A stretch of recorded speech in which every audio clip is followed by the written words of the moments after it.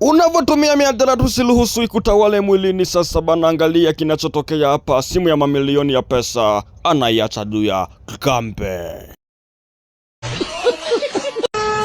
Mzee Ngwada sana nguvu za maadabu. Sasa anavyosimamisha gari na mguu, wale waloko wanajiuza wanaanza kujipa songuli. Mimi nauza kuku, mimi nauza miguu ya kuku, mwingine mimi nauza matumbo. Hiki kitatuua, hata kikinilazimisha nilale na chenyewe. Sasa basi siwezi muomba pesa yeyote.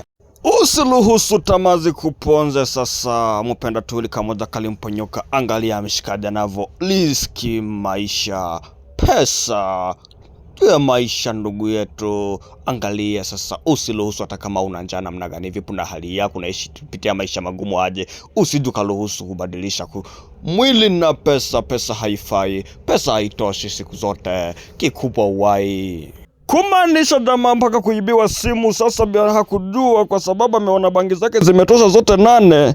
Mihadarati imeshatawala mwili wake. Kitu chochote unachokitumia bana, hata iwe chakula, pombe, mambo mengine ya mihadarati yasiyoeleweka, usiruhusu ya kutawale. Subscribe ili tuendelee kuona namna gani, vipi simu ilipatikanaje na mshikaji amepigwaje na bosi wake wakitengeneza gari.